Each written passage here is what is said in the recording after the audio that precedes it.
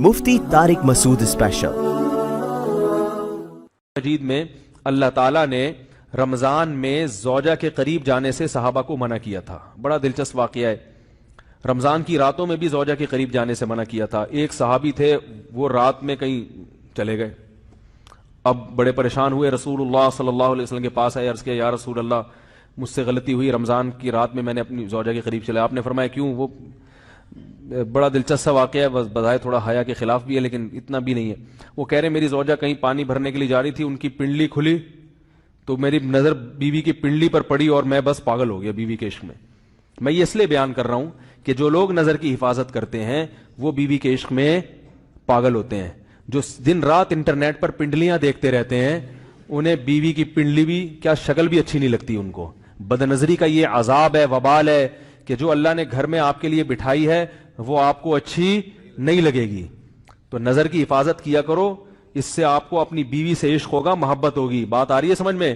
تو اب دیکھو کیسا روزے کی حالت ہے. رمضان میں پابندی ہے, اسلام میں حکم تھا جو رمضان میں بیوی سے بستری کرے گا 60 روزے لگاتار رکھنے پڑیں گے.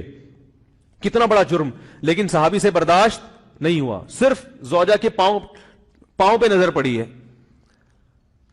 تو وہ کیسے بیوی سے محبت کرتے ہوں گے, اور وہ بیوی کے بغیر رہ سکتے ہوں گے. اور آج لوگوں کے فون آتے ہیں, ہماری بیگم جس میکے جاتی ہے اتنی خوشی ہے, ایسا اچھا سا فیل ہوتا ہے, ایسا عجیب سا محسوس ہو رہا ہوتا ہے جیسے آزاد ہو گئے. تو میں کہتا ہوں ظاہر ہے اب تمہیں موقع مل گیا کنڈی لگانے کا, ٹھیک ہے نا, اور یہ آنکھ مٹکے کرنے کا, تو خوش تو ہوگے. تو یہ بھی ایک عذاب ہے جو لبرل لوگ نے جس عذاب میں ڈالا ہوا ہے نا, اس میں عورت کے حقوق نہیں ہے. عورت کے حقوق نظر کی حفاظت میں اور عورت کے پردہ کرنے میں ہے. جب مرد باہر نکلے گا سب پردے میں ہوں گی تو آئے گا کس کے پاس؟ بیگم کے پاس ہی آئے گا. تو اتنے منہ کالا کرنے کے راستے کھول دیے ہیں تو ظاہر ہے پھر کامیاب ازدواجی زندگی نہیں ہوتی. تو نبی کے پاس آئے, عرض کیا یا رسول اللہ میں برداشت نہیں کر پایا. تو آپ مسکرا دیے. تو وہ نبی کے پاس گئے, یا رسول اللہ ایسے ہوا, مجھ سے غلطی ہو گئی. تو آپ نے فرمایا کیوں؟ فرمایا ایسا ہو گیا تھا. تو آپ صلی اللہ علیہ وسلم نے فرمایا 60 روزے رکھو لگاتار. انہوں نے فرمایا ایک کی طاقت نہیں ہے, اس میں یہ ہو گیا 60 بھائی کیسے رکھوں گا, نہیں ہے طاقت 60.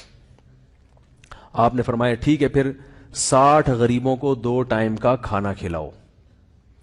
فرمایا اس کی بھی طاقت بولو بھائی نہیں. اتنے میں ایک صحابی لائے کوئی چیز صدقہ کرنے کے لیے. تو آپ نے فرمایا چلو اصل حکم تو یہی ہے کہ 60 روزے یا پھر 60 غریبوں کو کھانا, وہ نہیں تو چلو فی الحال ان کو تنبیہ کے لیے کچھ ان سے صدقہ کروا لیتا ہوں. فرمایا چلو یہ فلاں خیرات کی ایک چیز لے کر آئے ہیں, تم یہ لے کے غریبوں میں بانٹ دو. انہوں نے فرمایا مجھ سے زیادہ غریب پورے مدینہ میں بھائی کوئی بھی نہیں. آپ صلی اللہ علیہ وسلم مسکرانے لگے, فرمایا جاؤ کھاؤ اور بچوں کو کھلاؤ. واہ بھائی غلطی بھی ہوئی اور گھر میں راشن بھی آ گیا. تو اس کے بعد قرآن کی آیت نازل ہوئی کہ احل لکم لیلۃ الصیام الرفث الی نسائکم ہن لباس لکم وانتم لباس لہن علم اللہ انکم کنتم تختانون انفسکم فتاب علیکم وعفى عنکم فالآن باشروہن وابتغوا ما کتب اللہ لکم. فرمایا اللہ کو پتا ہے کہ تم اس حکم پر عمل نہیں کر سکتے, لہذا رمضان کی راتوں میں تمہیں اپنی بیوی کے پاس جانے کی اجازت ہے, لہذا ان کے پاس جایا کرو اور اس اولاد کو تلاش کرو جو اللہ نے تمہارے مقدر میں لکھ دی ہے. قرآن جہاں بھی بیوی سے ریلیشن قائم کرنے کی بات کرتا ہے اولاد کا ذکر لازمی کرتا ہے, یعنی تلاش کرو اس اولاد کو جو اللہ نے تمہارے لیے لکھ دی ہے. ما کتب اللہ لکم, ما کتب اللہ علیکم نہیں ہے.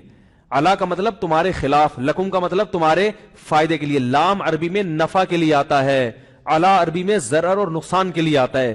فرمایا یہ نہیں کہ اس اولاد کو تلاش کرو جو بطور پینلٹی کے اللہ نے تمہارے متھے لگا دی ہے, جو اللہ نے تمہارے فائدے کے لیے لکھ دی ہے. اس سے پتہ چلتا ہے اسلام اولاد کی کثرت پہ کس قدر حریص ہے. بات آ رہی ہے اور بھی اس بارے میں آیتیں ہیں قرآن مجید کی, مگر میں اب زیادہ تفصیل میں نہیں جاؤں گا. کچھ آیتیں رہ گئی ہیں, کچھ احادیث رہ گئی ہیں, تو وہ انشاءاللہ پھر اگلے